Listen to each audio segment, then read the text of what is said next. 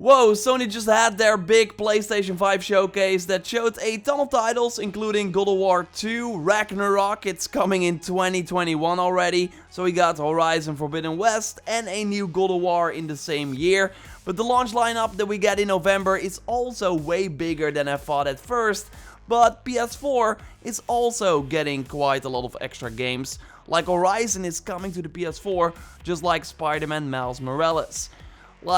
There's a ton going on, a lot of extra info. I will try my best to give you a full rundown as it all happens. So a like on the video would really help the channel out. And let's go. First things first, as expected, the PlayStation 5 will be €500 and dollars for the standard edition and $400 for the digital edition. It releases November 12th in the US, Japan, Canada, Mexico, Australia, New Zealand and South Korea. And November 19th, so a week later in the rest of the world like the UK and Europe, where I live. So kinda sad, Xbox is doing the worldwide launch, while Sony is sadly not. So now the PlayStation 5 is launching the same day as Cyberpunk in Europe and the UK. And then on top of that we got all the exclusive launch games. And this did not become clear from the presentation, but the launch games are as followed. We got Astro's Playroom that will be pre-installed as we already knew. Demon's Souls, yes, we saw a new trailer for that game during the show. It looks way better than I thought it would. It will be available at launch, which is huge. So they had this coming to PC at the end of the gameplay trailer that they then removed. So they are now saying it's exclusive for the PS5, but again, at one point it said PC as well. So maybe it's coming later, so far only for PlayStation 5 at the launch of the system. We got Destruction All-Stars as a launch game as well, and Sackboy will be one too. We did not see it during the show, but we of course saw that the last time. It is made by the Little Big Planet 3 developers. And the big one is of course Marvel Spider-Man Miles Morales, and this is interesting because it's listed here 2 times. There's namely also an Ultimate Edition of the game that includes Marvel Spider-Man Remastered, so the PS4 game with the PS5 benefits, like a ton of graphical improvements, 60 FPS, and they will be adding 3 new suits for Spidey as well, new photo mode features, and also new trophies. You see the Miles gameplay right here, that looked awesome by the way. We haven't seen the remastered in action yet, but it will likely look similar to this. They also confirmed Miles Morales as a PS4 release with a free upgrade to the PlayStation 5 version once you get a PlayStation 5. So this is only for Miles Morales. I don't think that if you own Marvel Spider-Man, the 2018 game, that you get a free upgrade to the PS5 version. That seems to be only part of the Ultimate Edition of Miles Morales. And you might have noticed the prices on this image, because yes, the prices are going up for PlayStation 5 games by $10 and €10. So in Europe, a PlayStation 5 game in the PlayStation Store will be €80, which is pretty insane. At launch, we're also getting Devil May Cry 5 Special Edition that they showed during the showcase with some extra benefits and some graphical improvements. It will be $40. And of course, other big titles like Call of Duty Black Ops Cold War that is launching on November 13th. So it's actually a launch title in Europe and the UK for the PlayStation 5.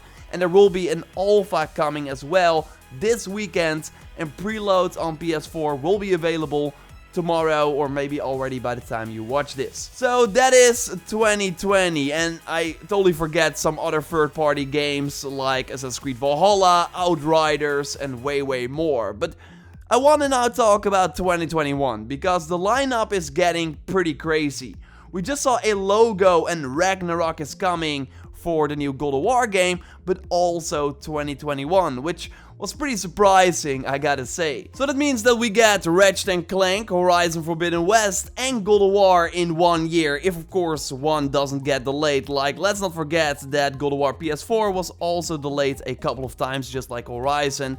But yeah, that already sounds amazing, and I also think that this means that Horizon will likely launch earlier in 2021 than expected. Like, I think they want some space between Kratos and Aloy, you would think, right? Knight. I kinda lost hope that my prediction from 2018 wasn't right, but turns out that I actually was. I still think this is super smart. Way more people will now play the game that will likely still look and play great on PS4 and PS4 Pro. And I think that's great for still a relatively new franchise like Horizon. And I'm sure that the PS5 version will still like be way better than how it runs on PS4. Just like Spider-Man Miles Morales, you get a free PS5 upgrade if you buy Horizon Forbidden West on the PS4. And Sackboy is, by the way, also coming to PS4 with a free PlayStation 5 upgrade. Just be sure that when you buy a PS4 physical version and want to get the free PS5 upgrade, that you have to buy a PlayStation 5 with a disc drive. It makes you wonder if God of War Ragnarok, or whatever they end up calling it, is also coming to PS4. Like, so far, it's kind of a trend for the 2021 games.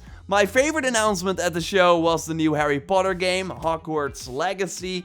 That looked like everything I wanted. Classrooms, a ton of variety in the world, really the Hogwarts vibe. And good to note is that apart from PS5, it's also coming to PS4, Xbox One, Series X, S, and PC. I will likely do a separate video on this with more info because again, I think it looks really cool. The show started with Final Fantasy 16, a pretty long trailer. It's going to be a PlayStation 5 console-timed exclusive. After 6 months, the game is supposed to launch on PC as well, and then 6 months later, so a full year after the PlayStation 5 release, it's likely also coming to Xbox. It did not look that great in terms of graphics, I think. It kind of makes me wonder if it's also coming to current gen systems, but I do dig the darker sort of grim style and the action combat, so I will totally be keeping an eye out, and we should learn more in 2021. They showed the PlayStation Plus collection, which gives you access to the biggest PS4 games on PS5, according to Sony,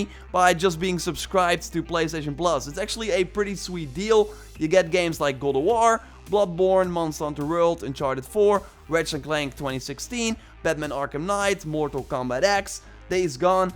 Like, it's pretty insane stuff. It kind of reminds me of Game Pass in a way, where you can just, like, with the PlayStation Plus subscription, play a ton of awesome PS4 games.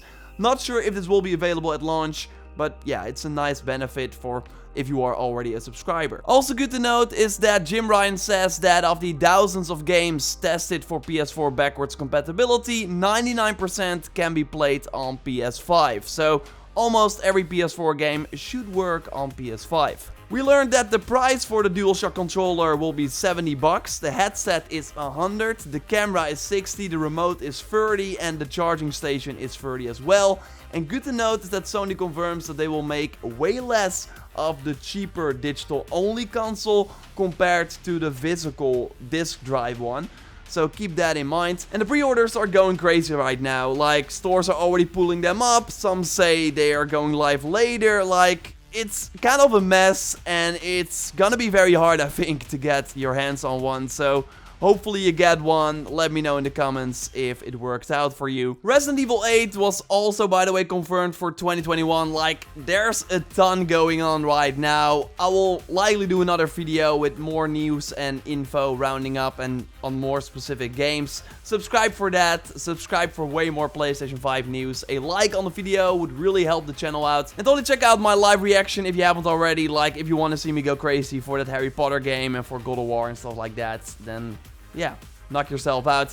Thanks everyone for watching, and I will speak to you next time. Goodbye!